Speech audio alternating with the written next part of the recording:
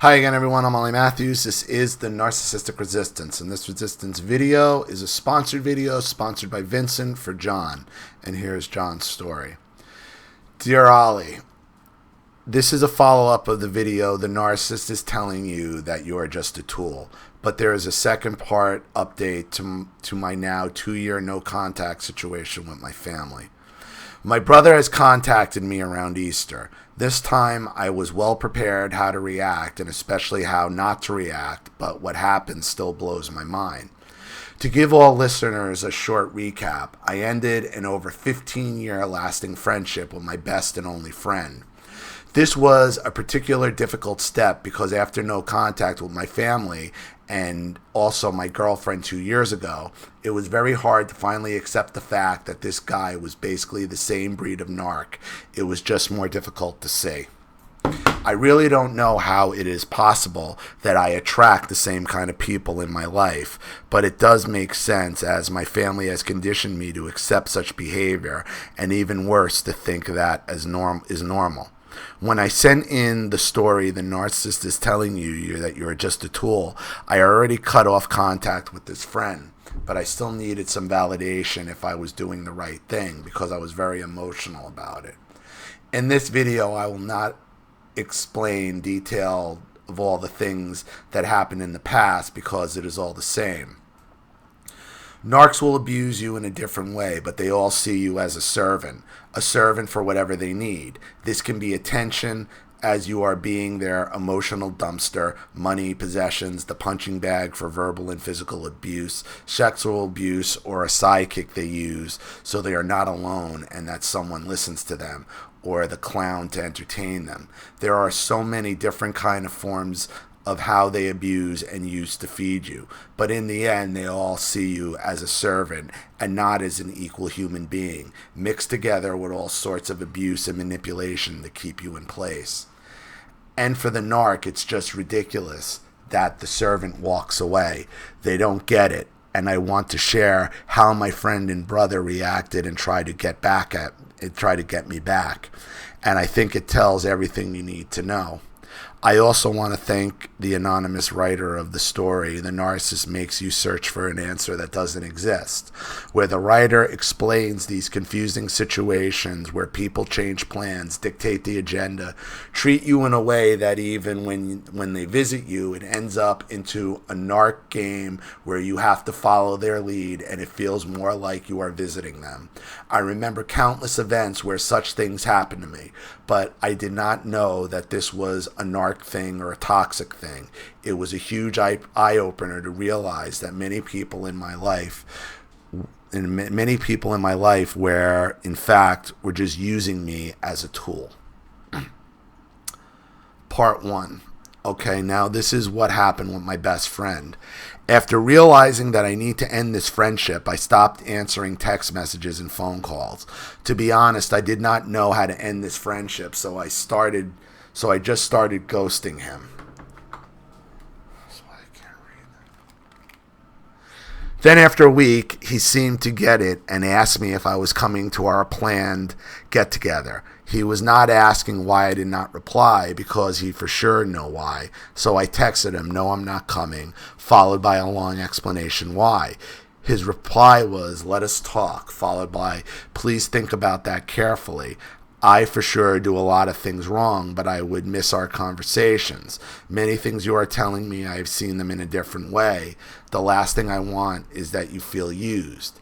To me, this is the typical narc language, just a misunderstanding and sorry for the way you feel. Especially the line, "The last thing I want is that you feel used." I did not answer. He called me multiple times, but I did not pick up the phone. Days later, I got a call from a number I did not know. Usually I don't pick those up, so it went to mailbox. Suddenly there was a different kind of friend talking. He was raging. "Stop with the childish nonsense. Let's talk this through like grown-ups. What's wrong with you? Just call me." Narcissist doesn't like rejection.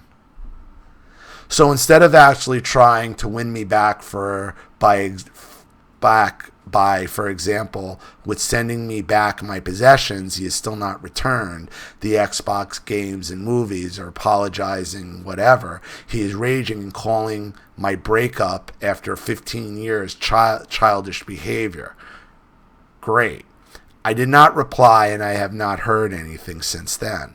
To me, his reactions to this break just confirms me I did the right thing. As you always tell in your videos, the narc is telling you what you are worth to them. You just have to look close. Part 2. Okay, that was the update of my now gone friend. Now comes the update of my brother. 2 years no contact. Last mail I got from him was a long mix of insults and how pathetic I am. So approximately 4 weeks ago, I got mail out of nowhere. Hello, I'm visiting Austria in April and would like to see you. No parents, no stress. Sounds not too bad. And an old me for sure would have fallen for it. But new me thinks, could this message be any shorter? I mean, this is my brother trying to arrange a meeting with me 2 years ago, telling him and my family I've had enough of it, and confronted them with all the things I had to endure. I'm getting responses like, I'm mentally unstable, that did not happen. Maybe I confused those memories with other persons. They are worried about me. I have negative thinking. Basically, they responded, it was not me, it did not happen, and they are worried. My brother had even nicer justification. In other families, conflicts also not too uncommon. Basically saying it is not such a big deal that he constantly beat me up, provoked me, told me how stupid, embarrassing, and ridiculous I am, sabotaging my life basically for more than a decade. So I was just stunned about this poor attempt of breaking no contact that popped up in my email box. And then I remembered other narc YouTube videos where it was explained that some narcs just waits for time to pass and surprise you and act like nothing has ever happened. By this time I was prepared, and my plan was not to meet him. Hell no. To explain to you all why he is visiting Austria. My brother lives in Australia for over 10 years, and he has an Australian permanent residency, but he needs to leave the country, I think, every 4 years so he does not lose his Austrian citizenship. He usually lands in Vienna, where I live, and stays at my parents' flat. That flat is 95% not used over the year, so there's an entire flat for him where he can stay. And I very well remember what happened the last time I saw him in 2015, because he insisted on crashing at my place instead of using the free flat on his own. Now, my place is rather small, and told him numerous times I don't even have something like a bed couch, and I don't think it is a good idea. But he just invaded my place. I remember him opening his huge suitcase in my living room and turning the place into chaos. It just took 24 hours to criticize almost everything in my flat, starting a fight, and to storm to the other flat, what I suggested was the right thing to do in the first place. You can't explain such a behavior with normal standards, but knowing about narcissism and how they just love to create chaos and to blame you, this all makes sense. Yeah, because they want to invade your comfort zone, and you can't allow them. That's all it's about, is about entering a space that they know you don't want them in. That's all they want to do. That's all they want to do. And now I also know why he needed to control the situation, because there was a planned get-together with the family of our half-brother a few days later, when my brother told me that he didn't want me there. I should stay at home because I would just embarrass him. He also guilt-tripped me, telling me that he had not seen him for such a long time, and I could meet him anytime I want. To me, back then, I have to realize it even made a bit of sense.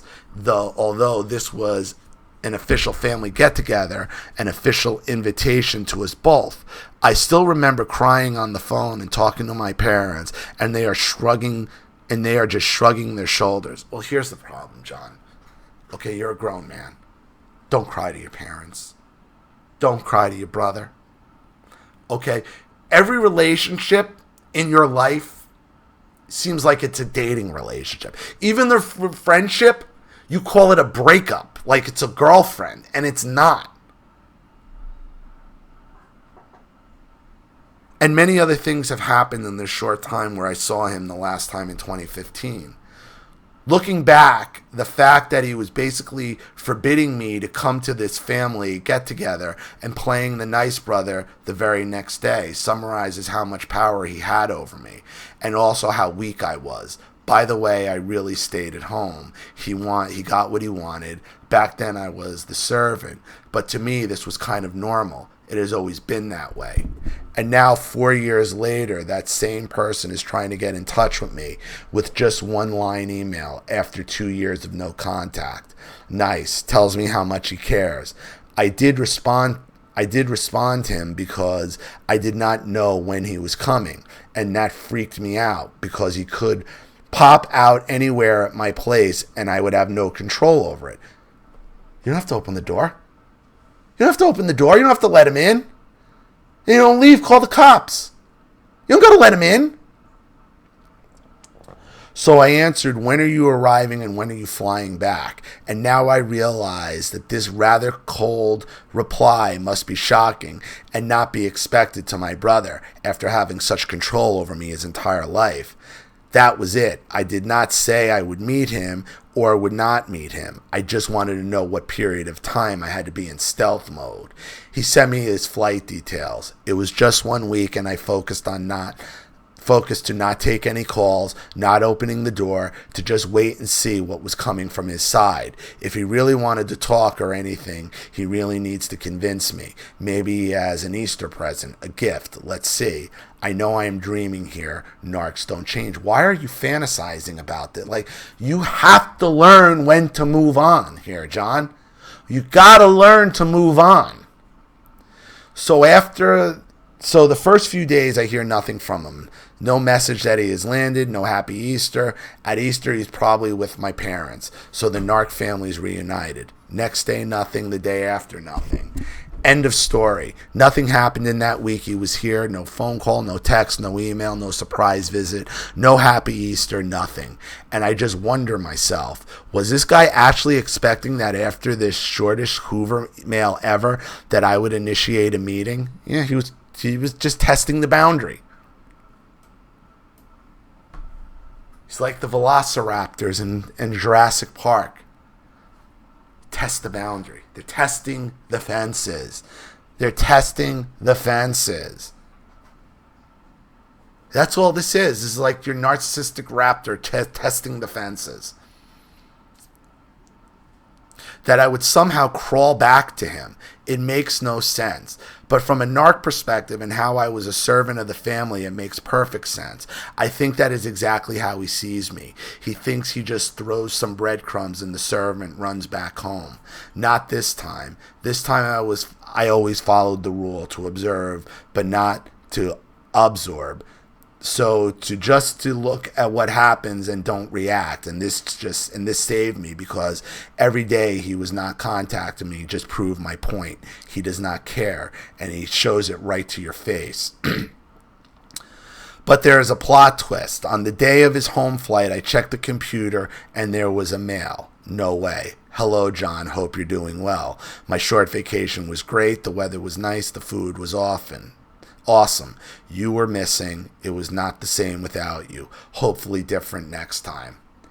And this is the mindfuckery I've grown up with. This guy contacts me after 2 years of no contact, stays in a place not even a half hour away from where I live, not contacting me the entire time. Just to write these contradictory words at the very last day, at the very last moment. I have checked the time. He wrote it from his smartphone 1 hour before takeoff. So basically, the very last moment he was in a country, he sent this message. John, I think you wanted him to contact you. And he's never going to apologize. You are living in a fantasy world, John.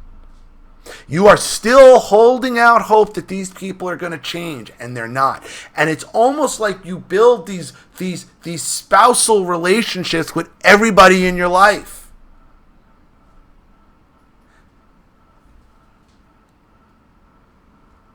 This makes no sense, but again, from a narc perspective, it does. My theory is he was really speculating and waiting that I would crawl back, nothing coming from his side. Waiting that the servant crawls back, sitting on his king's throne, and when he realized it would not happen, he just wrote this message of almost already sitting on the plane to cover everything up and play the nice brother again, and also try to be there again in a few years later. Feel free to comment, and I'm always thankful for every comment in the community. John. John, he's just testing the fences because you're allowing him to. He's testing the fences because you're allowing him to. Bottom line, that's all he's doing. And you're still holding on hope deep down that these people are going to change. And they're never going to change. You have to get through that through your head. So you have to stop responding to any of their texts. You got to change your numbers. You got to block their emails, which you're not doing. Okay? You're half contact. You're not no contact. Because you're still emotionally holding out hope that they'll change. And they never will. So, I hope that helps. Thank you for your story, John, and thank you to Vincent for sponsoring. I really appreciate it.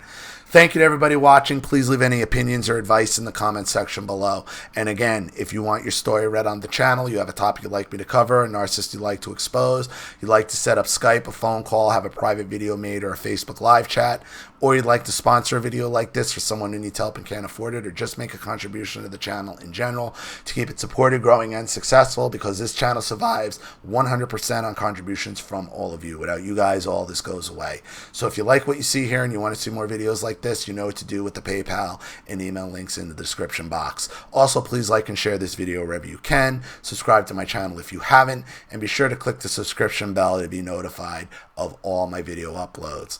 I'm Ollie Matthews. This has been The Narcissistic Resistance. Take care.